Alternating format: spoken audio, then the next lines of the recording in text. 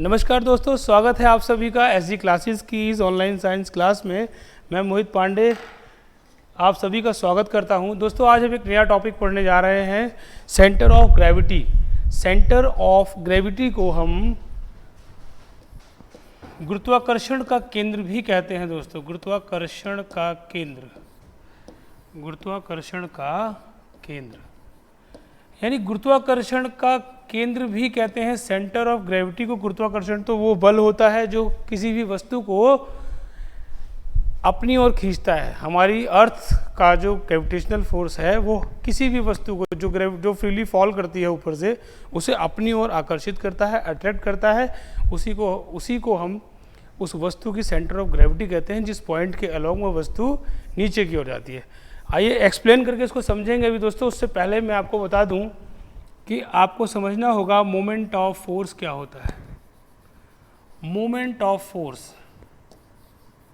या आप इसे कह सकते हैं टॉर्क, आप इसे कह सकते हैं टॉर्क, और हिंदी में इसे कहते हैं बल्ला घूर्ण। यानी जब कोई चीज़ अपनी धुरी पर, जब कोई वस्तु अपनी दोस्तों धुरी पर, जब भी कोई वस्तु अपनी धुरी पर क्या करती है, रोटेशन करती है, घूमती है। यानी ये पेन अगर इस तरह घूमने लगे, जैसे मैं इसे अपने हाथ में घुमा रहा हूँ, इस तरह नहीं, ये तो रिवोल्यूशन हो गया। रिवोल्यूशन नहीं, रोटेशन, घूर्णन करे। ये अपनी एक्सिस पर, जैसे बाइक का टायर घूर्णन करता है, अपने धुरी पर घूमता है। तो दोस्तों, बल आघूर्ण क्या होता है? यह वह बल होता है, वह फोर्स होती है जिसकी वजह से कोई वस्तु रोटेशन करने लग जाती है, घूर्णन करने लग जाती है, या घूर्णन करती हुई वस्तु को रोकने के लिए, घूर्णन करती हुई वस्तु को चलाने के लिए या रोकने के लिए जिस बल का प्रयोग किया जाता है उसे हम टॉर्क कहते हैं, मोमेंट ऑफ फोर्स कहते हैं, बल आघूर्ण कहते हैं। तो इसे हम कह सकते हैं rotational effect of force.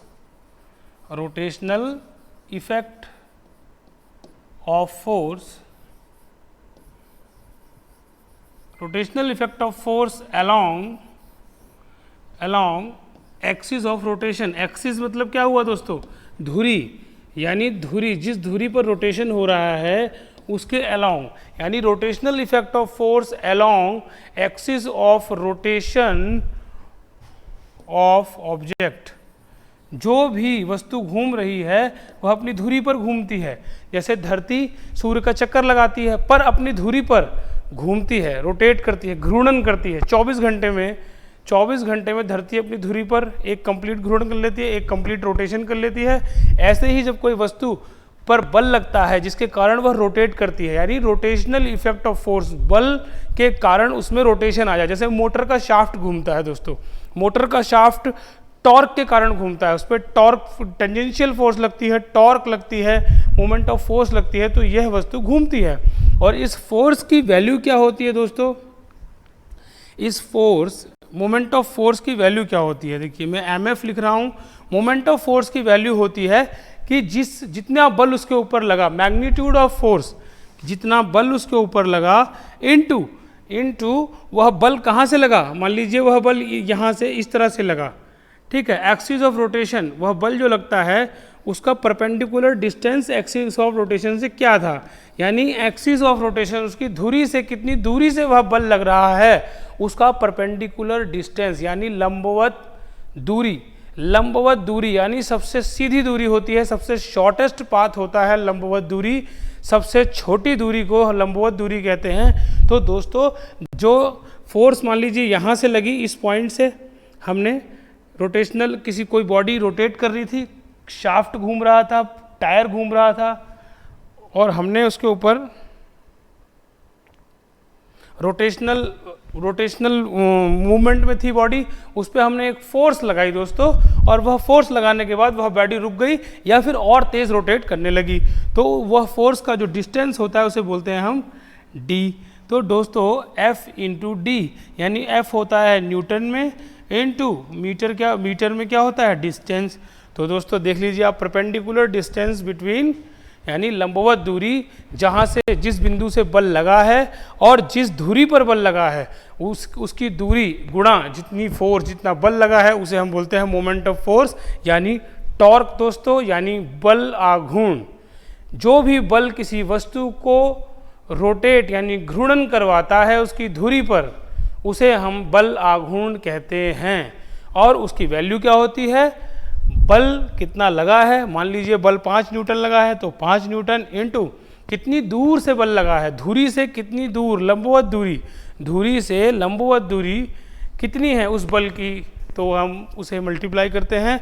Newton metre इसकी यूनिट होती है, यानी न्यूटन मीटर इसकी यूनिट होगी। अब दोस्तों मैंने आपको फर्स्ट यूनिट में डायमेंशन करवाया था, मेरी वीडियो नहीं देखी तो आप देख लीजिएगा। न्यूटन का मतलब क्या हुआ दोस्तों, मास इनटू एक्सलरेशन। चलिए हम आपको इसे इधर बताते हैं दोस्तों कि देखिए न्यूटन मीटर इसकी यूनिट हुई। और दोस्तों न्यूटन क्या होता है, न्यूटन होता है मास इनटू एक्सेलरेशन, फोर्स बताया था हमने, मास इनटू एक्सेलरेशन होता है, इनटू मीटर डिस्टेंस वाला।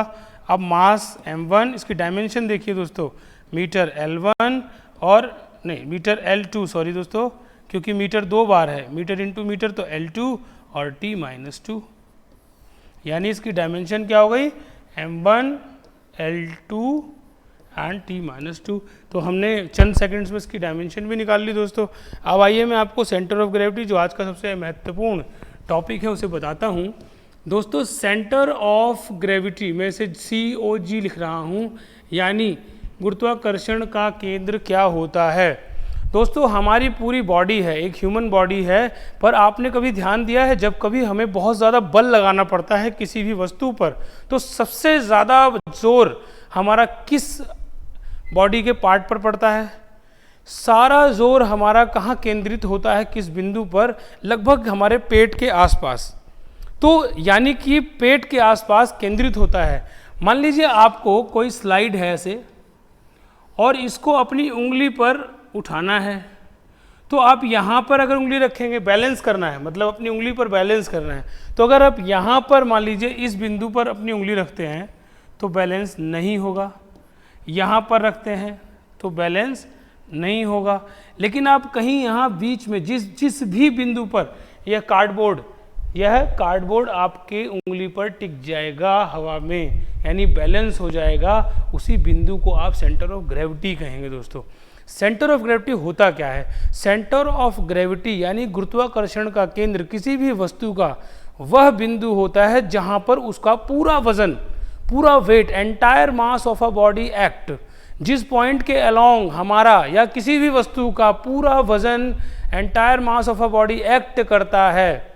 दोस्तों पूरा वजन जिस पॉइंट पर एक्ट करता है उसी पॉइंट को हम कहते हैं सेंटर ऑफ ग्रेविटी। कोई पूछे गुरुत्वाकर्षण का केंद्र क्या होता है, गुरुत्वाकर्षण का बिंदु क्या होता है, तो गुरुत्वाकर्षण का बिंदु वह बिंदु होता है, वह केंद्र, वह पॉइंट होता है जिसके अलोंग पूरा वजन, उस पूरी वस्तु का वजन, भले वो कोई बड़ी बिल्डिंग हो, भले वो एलिफेंट हो, भले वह बाइक हो, भले वो कार हो, भले वह टेबल हो, चेयर हो, उसका पूरा वजन किसी एक पॉइंट पर एक्ट करता है, उसका वेट, तो पूरा वजन उस जब एक पॉइंट पर एक्ट करता है उसी पॉइंट को हम क्या कहते हैं, सेंटर ऑफ ग्रेविटी। और यह एक्ट करता है डाउनवर्ड डायरेक्शन में, यानी नीचे की ओर, डाउनवर्ड, क्योंकि ग्रेविटी तो नीचे की ओर खींचती है हर चीज़ को।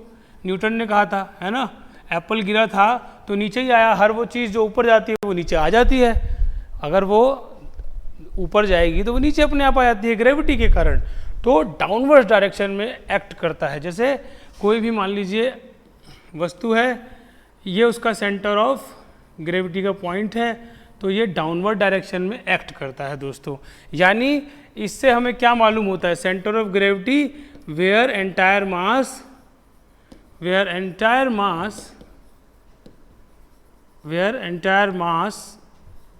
सॉरी दोस्तों, मास नहीं होगा, एंटायर वेट होगा, यही फर्क है दोस्तों इसमें। Entire weight of entire weight of a body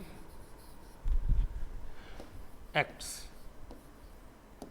ठीक है दोस्तों, जिसके along entire weight of a body act करता है उसी को हम सेंटर ऑफ ग्रेविटी कहते हैं। इसे ध्यान से देखना दोस्तों, क्वेश्चन आते हैं एग्जाम में, इससे उसे हम बाद में डिस्कस करेंगे, पहले इस सेंटर ऑफ ग्रेविटी का पूरा फिनोमेना समझ लेंगे। तो सेंटर ऑफ ग्रेविटी वह पॉइंट होता है जिसके along weight of a body act करता है। वेट होता क्या है दोस्तों, किसी भी बॉडी का वेट क्या होता है, मास उस बॉडी का वेट होता है उसका मास इनटू जी क्या होता है दोस्तों, जी होता है, हम ग्रेविटेशन में पढ़ेंगे, ये gravity acceleration due to gravity होती है। ठीक है दोस्तों, एक्सेलरेशन ड्यू टू ग्रेविटी होती है, यानी कि गुरुत्वाकर्षण के कारण त्वरण होता है। तो इसकी वैल्यू होती है 9.8 मीटर पर सेकंड स्क्वायर। अब दोस्तों देखिएगा कि weight of a body zero हो सकती है, हमने आपको बताया था किसी का वजन जीरो हो सकता है पर मास जीरो नहीं होता। वो क्यों नहीं होता दोस्तों, मास जीरो इसलिए नहीं होता दोस्तों क्योंकि मास तो कुछ ना कुछ बॉडी का होता ही है, लेकिन जैसे अगर कोई बॉडी स्पेस में गई, यानी धरती के एटमॉस्फेयर से बाहर गई, यानी ग्रेविटेशनल पुल ऑफ अर्थ से बाहर गई, गुरुत्वाकर्षण बल से दूर निकल गई, तो दोस्तों वह जी का मान वहाँ पर क्या हो जाता है, ज़ीरो। और जैसे ये ज़ीरो हुआ तो ज़ीरो के साथ कुछ भी मल्टीप्लाई कर दो तो वो जीरो, तो वेट जीरो हो सकता है। आप एक चीज़ नोट करके लिख लीजिए कि वेट यानी वज़न, किसी भी वस्तु का वजन, वेट में भी जीरो, यानी स्पेस में वस्तु का वजन जीरो हो जाता है, में भी zero, but mass can not be zero. किसी बॉडी का जो मास होता है मास कैन नॉट बी जीरो। ठीक है दोस्तों, मास कैन नॉट बी जीरो। अब दोस्तों आप देखिए कि सेंटर ऑफ ग्रेविटी के 3 पॉइंट्स हैं, सेंटर ऑफ ग्रेविटी के 3 पॉइंट्स हैं हमारे पास। सेंटर ऑफ ग्रेविटी दोस्तों होती, मैंने बताया entire weight of a body act along centre of gravity. तो दोस्तों सेंटर ऑफ ग्रेविटी में आप देखिए कि फर्स्ट पॉइंट ये आता है कि हमारे को जानना होगा कि इक्विलिब्रियम क्या होता है। इक्विलिब्रियम क्या होता है, इक्विलिब्रियम यानी, अब बच्चे कंफ्यूज होंगे, इसे कहते हैं हम संतुलन। जब भी कोई चीज़ संतुलित हो जाती है तो इक्विलिब्रियम होता है। मान लीजिए झूले पे 2 बच्चे बैठ के, दोनों का बराबर वजन है दोनों तरफ, वो आपने देखा होगा, जो झूला एक तरफ झुकता है एक तरफ से उठता है, तो दोनों तरफ अगर बराबर वजन वाले बच्चे बैठ गए तो वो इक्विलिब्रियम में आ गया, संतुलन में आ गया, बैलेंस रहेगा, ना इधर को झुकेगा ना उधर को। अगर वेइंग मशीन में दोनों वेट एक जैसे रख दिए तो वो संतुलन में, इक्विलिब्रियम में। अब इक्विलिब्रियम दोस्तों सेंटर ऑफ ग्रेविटी पे कैसे एक्ट करती है, मान लीजिए कोई वस्तु ये रखी हुई है और उसका ऊपर सेंटर ऑफ ग्रेविटी के पॉइंट के अलोंग, मैंने बताया डाउनवर्ड नीचे की ओर एक्ट करती है सेंटर ऑफ ग्रेविटी, यानी गुरुत्वाकर्षण का बल। तो मान लीजिए 5 न्यूटन की फोर्स लगा रही है, सेंटर ऑफ ग्रेविटी के कारण 5 न्यूटन की फोर्स लगा रही है। अब दोस्तों याद रखिएगा 5 न्यूटन की फोर्स लगा रहा है तो 5 किलो वजन होगा। और एक चीज़ नोट करिए, एग्जाम में आता है कि 1 न्यूटन बराबर क्या होता है, तो ये 1 न्यूटन बराबर 1 केजी भी हो सकता है, और 1 केजी बराबर दोस्तों ये होगा,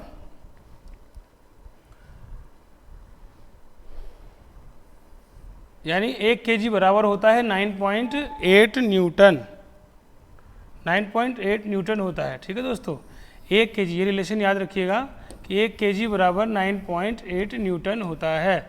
तो मैं यहाँ मान लेता हूँ दोस्तों कि फोर्स लग रही है, यहाँ पर फोर्स कितनी लग रही है, 9.8 न्यूटन। ठीक है दोस्तों, 9.8 न्यूटन फोर्स लग रही है, और 9.8 न्यूटन फोर्स का मतलब उस चीज़ का वजन 1 केजी है। अगर मैं इसी पॉइंट के अलोंग ऊपर की दिशा में 9.8 न्यूटन की फोर्स ऊपर की दिशा में लगा दूं, इसी पॉइंट, इसी वर्टिकल लाइन के अलोंग, तो क्या यह वस्तु संतुलित नहीं हो जाएगी। आपने बॉल का मॉडल्स देखे होंगे, बॉल को हवा में टिका दिया जाता है। कैसे कि बॉल का जितना वजन है, यानी सेंटर ऑफ ग्रेविटी, उसकी एक बॉल की सेंटर ऑफ ग्रेविटी होगी, ये बॉल है, इसकी सेंटर ऑफ ग्रेविटी होती है। तो ज़मीन से ऊपर ये हवा में कैसे रहती है, नीचे से हवा के थ्रू प्रेशर लगा के इस बॉल पे प्रेशर लगाते हैं, कितना, जितना इस बॉल का वेट है, ऊपर से जितनी फोर्स लग रही है, वेट जितना एक्ट कर रहा है, उतनी फोर्स नीचे से लगाई तो ये बॉल हवा में आ गई। यानी कि सेंटर ऑफ ग्रेविटी के अलोंग अगर अपवर्ड फोर्स लगती है ऊपर की ओर अपवर्ड फोर्स लगती है तो वस्तु जो होती है वो इक्विलिब्रियम की स्टेट में आ जाती है। अब दोस्तों इक्विलिब्रियम दो तरह के होते हैं। इक्विलिब्रियम पहला होता है हमारे पास स्टैटिक इक्विलिब्रियम और दूसरा होता है हमारे पास डायनेमिक इक्विलिब्रियम। और आप ये भी कह सकते हो इक्विलिब्रियम की अवस्था में दोनों फोर्सेस लगने वाला सारा बल इसी बिंदु पर जीरो हो जाता है, यानी रिजल्टेंट फोर्स, यानी रिजल्टेंट, अब मेरे ऊपर एक फोर्स तो लग रही थी मान लीजिए लेफ्ट साइड से 5 न्यूटन की, एक फोर्स इधर से राइट साइड से 5 न्यूटन की, तो दोनों फोर्स से मेरे ऊपर क्या इफेक्ट करेंगी? कुछ नहीं, ना मैं इधर जाऊंगा ना मैं इस साइड जाऊंगा, मैं इसी अपनी जगह पर बना रहूंगा। यानी कि दोनों फोर्सेस क्या हो गई? कैंसिल। यानी दोनों फोर्सेस क्या हो गई? Resultant force becomes zero. वो एक दूसरे को कैंसिल कर देती हैं, एक दूसरे का इफेक्ट कैंसिल कर देती है, यानी रिजल्टेंट फोर्स क्या हो जाती है दोस्तों? जीरो। तो रिजल्टेंट फोर्स जीरो हो जाती है इक्विलिब्रियम कंडीशन में। याद रखिएगा, क्वेश्चन आता है कि अगर कोई बॉडी इक्विलिब्रियम कंडीशन में है तो रिजल्टेंट फोर्स यानी अंतिम में फोर्स का सम क्या हो जाएगा? जीरो। यानी एक तो उसको ऊपर को फोर्स लगा रही है, एक फोर्स नीचे को लग रही है, तो दोनों फोर्स अगर बराबर है तो एक दूसरे को कैंसिल कर देंगी, +5 -5 कैंसिल, तो जीरो। अब दोस्तों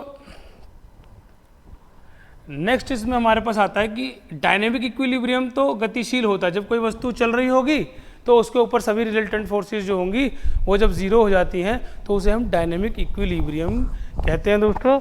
अब हम इसमें आगे पढ़ेंगे दोस्तों। स्टैटिक इक्विलिब्रियम का 3 पार्ट होता है। देखिए ये ध्यान से पढ़िएगा दोस्तों, एग्जाम में सीधे सीधे पूछा जाता है। स्टैटिक इक्विलिब्रियम में 3 तरह के इक्विलिब्रियम होते हैं।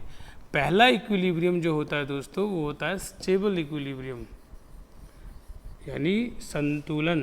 स्टेबल इक्विलिब्रियम यानी संतुलन, स्थिर संतुलन।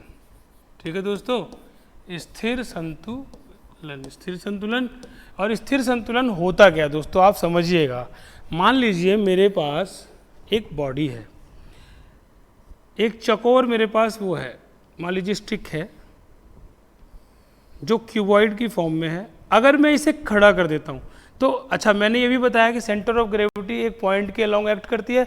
और एक चीज़ और ध्यान रखिएगा, भले उस बॉडी को स्पेस में ले जाएं, भले उल्टा करके रख दें, भले सीधा, सेंटर ऑफ ग्रेविटी जो होती है वह सेम रहती है, वो नहीं बदलती, वह बिंदु कभी नहीं बदलता।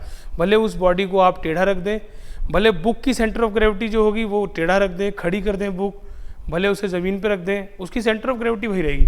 अब मान लीजिए इस स्टिक की सेंटर ऑफ ग्रेविटी है ये। अब देखिए सेंटर ऑफ ग्रेविटी ये है और ये स्टिक क्या कर रही है? कम एरिया घेर रही है। पर इसी स्टिक को अगर मैं लिटा कर रख दूँ, अगर मैं इसी स्टिक को इस तरह रख दूँ लिटा कर, देखिए तो अब इसने क्या किया? एरिया ज़्यादा घेर लिया और सेंटर ऑफ ग्रेविटी कहाँ है? यहाँ आ गई। यानी अब देखिए सेंटर ऑफ ग्रेविटी यहाँ से ज़्यादा हाइट पर है इस पोजीशन में। जब एरिया कम था, एरिया कम घेर रही थी वस्तु, जब वस्तु एरिया कम घेरती है, क्षेत्रफल कम घेरती है, तो centre of gravity maximum height पर होता है। यानी सेंटर ऑफ ग्रेविटी जो गुरुत्वाकर्षण का केंद्र है वह अधिकतम ऊंचाई पर होता है। और जब वस्तु ज़्यादा एरिया घेरती है, देखिए ज़्यादा एरिया घेरा है इसने, ए फॉर एरिया, ज़्यादा क्षेत्रफल घेर लिया वस्तु ने, तो सेंटर ऑफ ग्रेविटी क्या करती है? सेंटर ऑफ ग्रेविटी जो होती है वो मिनिमम हाइट पे होती है, न्यूनतम हाइट पे। देखिए कहाँ आ गई? सरफेस के एकदम पास आ गई। मान लीजिए अर्थ सरफेस पे रखी है ना, तो ये सरफेस के एकदम पास आ गई। और बताइए वस्तु स्थिर, हमने बताया स्थिर संतुलन, तो इन दोनों में से स्थिर सबसे ज़्यादा किस में होगी? वस्तु स्थिर वह अवस्था होती है दोस्तों, थोड़ा सा बल लगाएं और चीज़ अपनी जो अवस्था है बदल दे। तो बताइए इन दोनों में कौन सी वाली पोजीशन है जो जल्दी से अपनी अवस्था बदल देगी? तो मुझे तो ये दिख रही है, अगर थोड़ा सा फोर्स इस पर लगाऊंगा तो ये फटाफट गिर जाएगी, क्योंकि इसने एरिया कम घेरा है ना। बाइक को गिराना ज़्यादा आसान है दोस्तों, ट्रक को गिराना मुश्किल है, कार को गिराना मुश्किल है बाइक की अपेक्षा, क्योंकि बाइक कम एरिया घेरती है, तो बाइक अनस्टेबल होती है, उसे हम बोलते हैं अनस्टेबल इक्विलिब्रियम। और जो ज़्यादा एरिया घेरती है वस्तु है वो स्टेबल इक्विलिब्रियम में होती है। तो दोस्तों देखिए इसने ज़्यादा एरिया घेरा है ना, तो ये स्टेबल इक्विलिब्रियम में है। तो ये हुआ हमारा स्टेबल इक्विलिब्रियम। ठीक है दोस्तों, आपको स्ट्रेट फॉरवर्ड एक सीरीज याद करनी है कि स्टेबल इक्विलिब्रियम है ना, तो सेंटर ऑफ ग्रेविटी, ये आपके एग्जाम में आता है कि जब अगर कोई वस्तु स्टेबल इक्विलिब्रियम में है तो सेंटर ऑफ ग्रेविटी की ऊंचाई क्या होगी, तो आप लिखेंगे centre of gravity is at minimum height, यानी वह अपनी न्यूनतम ऊंचाई पर होती है, इज एट मिनिमम हाइट। दोस्तों ऐसे क्वेश्चंस बच्चे अच्छे बच्चे एग्जाम में छोड़ के आ जाते हैं, क्योंकि सेंटर ऑफ ग्रेविटी का टॉपिक बहुत कम जगह पढ़ाया जाता है। लोग डायरेक्टली क्वेश्चंस पढ़ाते हैं बच्चों को एग्जाम में आने वाले, लेकिन एग्जाम में 10 में से 2 क्वेश्चन आपको अगर इस तरह से कॉन्सेप्ट के मिलेंगे तो आप फटाफट लगा पाएंगे। सिर्फ आपको ये याद रखना है centre of gravity minimum height पे होगी तो एरिया, वस्तु एरिया मैक्सिमम घेरेगी, ठीक है ना, एरिया मैक्सिमम होगा। ठीक है दोस्तों, और मोर स्टेबल होगी, जो वस्तु ज़्यादा क्षेत्रफल घेरती है वो ज़्यादा स्थिर होगी ना। ठीक है, दीवार को गिराना आसान है, पतली दीवार को गिराना आसान होता है, पर मोटी दीवार को गिराना मुश्किल है। इसीलिए जो चीज़ें ज़्यादा एरिया घेरती हैं उन्हें गिराने में ज़्यादा समय लगता है, यानी वो ज़्यादा स्टेबल होती हैं। तो ज़्यादा स्टेबल, ज़्यादा एरिया घेर रही है, कम ऊंचाई है सेंटर ऑफ ग्रेविटी की। ठीक है दोस्तों, सेकंड, इसी को हम बोलते हैं स्टेबल इक्विलिब्रियम। अब अगर हम बात करें अनस्टेबल इक्विलिब्रियम की, अनस्टेबल इक्विलिब्रियम, ठीक है दोस्तों, अनस्टेबल इक्विलिब्रियम की अगर हम बात करें, इसे हम बोलते हैं अस्थिर। क्या बोलते हैं दोस्तों? अस्थिर इक्विलिब्रियम, यानी अस्थिर संतुलन। तो अस्थिर संतुलन में क्या होता है दोस्तों? वही उल्टा, जब हमारा वो जो स्टिक था, जो वुडन स्टिक था, वो खड़ा था, तो जब खड़ा था तो आप इमेजिन कीजिए क्या क्या हुआ था। सेंटर ऑफ ग्रेविटी जो थी वो मैक्सिमम हाइट पे थी। जब भी अनस्टेबल इक्विलिब्रियम होगा तो वस्तु की सेंटर ऑफ ग्रेविटी क्या होगी? आपको बस ये याद रखना है दोस्तों, centre of gravity is at maximum height. ठीक है, वह अपनी अधिकतम हाइट पे होगी। और सेकंड पॉइंट, अनस्टेबल इक्विलिब्रियम का सेकंड पॉइंट क्या होगा दोस्तों? Centre of gravity maximum height पे और एरिया बहुत कम घेरेगी, एरिया इज मिनिमम। एरिया क्या होगा? वस्तु का एरिया क्या होगा? मिनिमम। यानी वस्तु अगर इस तरह से खड़ी है, देखिए आप, तो हाइट बहुत ज़्यादा हो गई सेंटर ऑफ ग्रेविटी की और ये एरिया कितना हो गया? कम। लेकिन इसी वस्तु को अगर मैं लिटा दूँ तो स्टेबल इक्विलिब्रियम में आ जाएगी, क्योंकि सेंटर ऑफ ग्रेविटी अर्थ की लेयर से हाइट सबसे कम और एरिया ज़्यादा हो गया, और एरिया ज़्यादा हो गया तो स्टेबिलिटी भी ज़्यादा हो गई। एज फॉर स्टेबिलिटी, तो दोस्तों आप इस टॉपिक को समझ लेंगे एक बार ध्यान से, तो फिर आप एग्जाम में बड़े आराम से इसका आंसर दे पाएंगे। वह पूछेगा अगर कोई वस्तु स्टेबल इक्विलिब्रियम में है तो उसका एरिया कम होगा, वह एरिया कम घेरेगी, ज़्यादा घेरेगी, नहीं घेरेगी, इस तरह से आपसे क्वेश्चन पूछेगा। तो दोस्तों आपको लिखना है अगर वो स्टेबल इक्विलिब्रियम में है यानी स्थिर है, तो स्थिर चीज़ें तो एरिया ज़्यादा घेरती हैं और सेंटर ऑफ ग्रेविटी उनकी होती है कम ऊंचाई पे, ऐसे पूछ लेगा। अगर कोई वस्तु ज़्यादा एरिया घेरती है तो बताइए उसकी सेंटर ऑफ ग्रेविटी की ऊंचाई क्या होगी? तो आप लिखेंगे अगर वो ज़्यादा एरिया घेरती है तो सेंटर ऑफ ग्रेविटी की ऊंचाई कम होगी, मिनिमम होगी, न्यूनतम होगी। तो दोस्तों अब आप देखिए कि एरिया मिनिमम होगा और स्टेबिलिटी डिक्रीजेस। अब स्टेबिलिटी दोस्तों डिक्रीज कर गई है ना, डिक्रीजेस। अब सेंटर ऑफ ग्रेविटी में आपको बताऊं, देखिए स्फेयर है, मान लीजिए कोई आपके पास बॉल है, उसकी ये होगी। मान लीजिए आपके पास कोई क्यूब है, कोई क्यूब है, तो उसकी सेंटर ऑफ ग्रेविटी क्या होगी? क्यूब के दोनों फेस से जो लाइन सीधी खींचिए ऐसे, तो बीच में यही जो पॉइंट होगा यही होगी उसकी सेंटर ऑफ ग्रेविटी। तो दोस्तों सेंटर ऑफ ग्रेविटी को लेकर आप कंफ्यूज मत होइएगा, सिर्फ ये पॉइंट्स याद रखिएगा कि सेंटर ऑफ ग्रेविटी अगर मैक्सिमम हाइट पे होती है तो एरिया मिनिमम होता है, स्टेबिलिटी डिक्रीज कर जाती है, वो कम स्थिर होती है चीज़ें। ठीक है दोस्तों, उसके बाद मैं आपको लास्ट इसका बता दूं इक्विलिब्रियम, न्यूट्रल इक्विलिब्रियम होता है दोस्तों। न्यूट्रल इक्विलिब्रियम, न्यूट्रल होता है उदासीन। मैं न्यूट्रल आदमी हूँ ना, मैं किसी की तरफ नहीं हूँ। न्यूट्रल, ये बिल्कुल अपनी अवस्था, ना तो अपनी अवस्था बदले, जब वस्तु थोड़ा सा फोर्स लगाने पर ना तो अपनी अवस्था बदले और ना ही पुनः अपनी पूर्वावस्था में आए, ना तो बदले ना पूर्वावस्था में आए, तो उसे बोलते हैं हम न्यूट्रल इक्विलिब्रियम। देखिए इसका एग्जांपल मैं आपको देता हूं दोस्तों। इसमें एक चीज़ ध्यान रख लीजिए, आपको बोले कि कोई वस्तु अगर उदासीन संतुलन में है, कोई वस्तु अगर निष्पक्ष संतुलन में है, निष्पक्ष या उदासीन संतुलन में की अवस्था में है, तो आप लिखेंगे centre of gravity at same height. उसकी centre of gravity same height पर होती है दोस्तों, ठीक है। उसकी centre of gravity is at same height. Same height का मतलब क्या हुआ, अभी मैं आपको समझाता हूँ, ठीक है दोस्तों। मान लीजिए हमारे पास है ए अर्थ सरफेस, और आपने लिया क्रिकेट का बॉल ये रहा, ठीक है, ये अर्थ सरफेस पर है। इसकी सेंटर ऑफ ग्रेविटी ये पॉइंट है, ठीक है दोस्तों, ये उसकी सेंटर ऑफ ग्रेविटी है। तो अब देखिएगा सेंटर ऑफ ग्रेविटी यहाँ से कितनी हाइट पर है, h। जब मैं स्टेबल में यानी स्थिर या अस्थिर में वस्तु पे फोर्स लगाता था, तो वह अपनी सेंटर ऑफ ग्रेविटी बदल देती थी। यानी स्टेबल में क्या होता था, वह अपनी ओरिजिनल पोजीशन से में वापस आ जाती थी, ठीक है, क्योंकि एरिया, अगर आप कार में थोड़ा सा फोर्स लगाएंगे तो वह थोड़ा सा उठेगी, उसके बाद फिर अपनी ओरिजिनल पोजीशन में आ जाएगी, जैसे थी वैसे ही हो जाएगी, तो उसे बोलते हैं स्टेबल इक्विलिब्रियम। लेकिन अगर आप बाइक में उतनी ही फोर्स लगाएंगे तो वो गिर जाएगी, वापस से खड़ी थोड़ी हो जाएगी, तो उसे बोलते हैं हम अनस्टेबल इक्विलिब्रियम। कम एरिया घेरता है, centre of gravity maximum height पे होती है, ठीक है दोस्तों।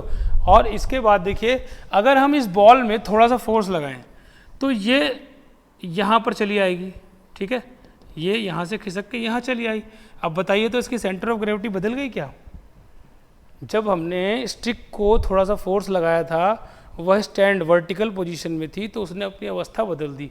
अवस्था बदलते ही सेंटर ऑफ ग्रेविटी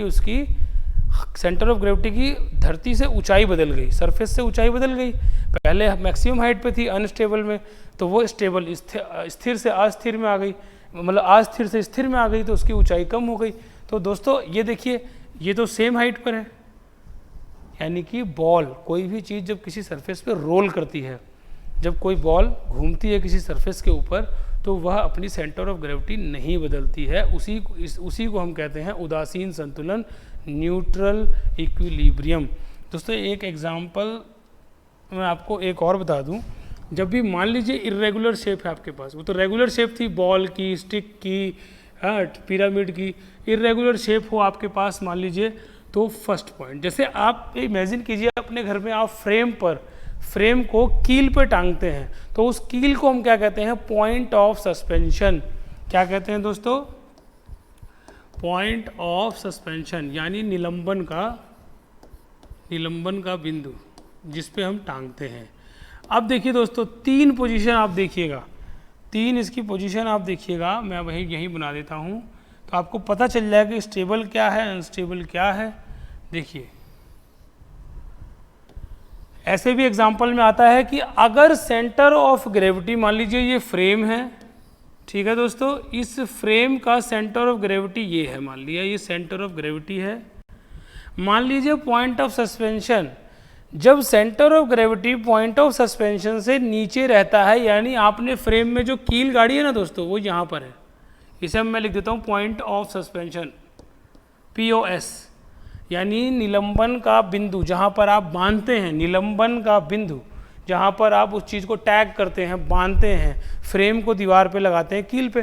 तो अगर कील आपने यहाँ ऊपर लगाई, उसकी सेंटर ऑफ ग्रेविटी ये हो गई फ्रेम की, उस फ्रेम पे कील आपने ऊपर की ओर लगाई, यानी जब centre of gravity is below point of suspension, ठीक है दोस्तों, जब निलंबन के बिंदु से सेंटर ऑफ ग्रेविटी क्या होती है, नीचे। तो नीचे याद रखिएगा कि सेंटर ऑफ ग्रेविटी जब नीचे होती है ये, तो इसे हम बोलते हैं स्टेबल इक्विलिब्रियम। ये भी कंडीशन है दोस्तों, एग्जाम में पूछ लिया जाता है कि if the point of suspension of a body, यदि निलंबन का केंद्र किसी वस्तु का सेंटर ऑफ ग्रेविटी से ऊपर है, तो बताइए वो किस तरह के संतुलन में है। ये पूछ लिया जाता है कि अगर, अब दूसरी कंडीशन तो आप समझ ही गए होंगे दोस्तों, पॉइंट ऑफ सस्पेंशन अगर नीचे आ जाए, ग्रेविटी वही रहेगी। मैंने आपको बताया कि सेंटर ऑफ ग्रेविटी कभी नहीं बदलती, सेंटर ऑफ ग्रेविटी वस्तु की कभी नहीं बदलती, भले वो स्पेस में चली जाए, जो उसकी सेंटर ऑफ ग्रेविटी वही रहेगी। अगर हमारी सेंटर ऑफ ग्रेविटी हमारे पेट के आसपास है, हमारी वर्टिब्रा पेट और वर्टिब्रा के बीच में है, ठीक है दोस्तों, तो वो वही रहेगी, भले हम स्पेस में चले जाएं, भले लेट जाएं, भले खड़े हो जाएं। सिर्फ बदलता है तो क्या, हमारा संतुलन। यानी अगर मैं लेट जाऊं, मैं खड़ा हूं तो मुझे ढकेलना आसान है, लेकिन अगर मैं लेट जाऊं तो मुझे ढकेलना मुश्किल है, क्योंकि मैं ज़्यादा एरिया घेर लूँगा। और ज़्यादा एरिया घेरने का मतलब क्या हुआ दोस्तों, कि मैं स्टेबल इक्विलिब्रियम में आ गया हूँ। मेरी सेंटर ऑफ ग्रेविटी जो है वो पॉइंट ऑफ सस्पेंशन से नीचे है। तो कुछ इस तरह से आप लर्न करने की आदत डालिए, समझ कर दोस्तों, अपने ऊपर समझा कीजिए, इमेजिन किया कीजिए। अब देखिए दोस्तों, सेंटर ऑफ ग्रेविटी अगर ऊपर हो पॉइंट ऑफ सस्पेंशन से, POS से, निलंबन के बिंदु से, मैं बार बार दोस्तों इसलिए बोलता हूँ कि आप वीडियो देखिए, अपने नोट्स बना लीजिए, बुक्स में भी दिया हुआ है, आप बुक्स से पढ़िए, लेकिन जब आप यहाँ से पढ़ के बुक्स में पढ़ेंगे तो आपको अच्छे से समझ में आएगा। तो पॉइंट ऑफ सस्पेंशन से ऊपर होता है सेंटर ऑफ ग्रेविटी। अगर मान लो मैं कील लगा दूं यहाँ पर, इस जगह पर, आप इमेजिन करो कि मैं इस तरह से कील लगाऊं और फ्रेम ऐसे हो, तो थोड़ा सा भी फोर्स लगा दूंगा ना तो फ्रेम ऐसे करके घूम के वापस नीचे आ जाएगा और अपनी ओरिजिनल पोजीशन में नहीं जाएगा। इसीलिए इसको हम क्या बोलते हैं, जब भी ऊपर हो, क्या ऊपर हो, सेंटर ऑफ ग्रेविटी ऊपर हो, किससे, पॉइंट ऑफ सस्पेंशन से।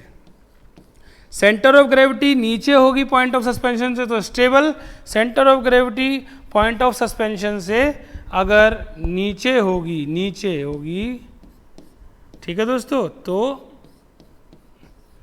अनस्टेबल इक्विलिब्रियम हो जाएगा। क्या हो जाएगा, अनस्टेबल, अस्थिर।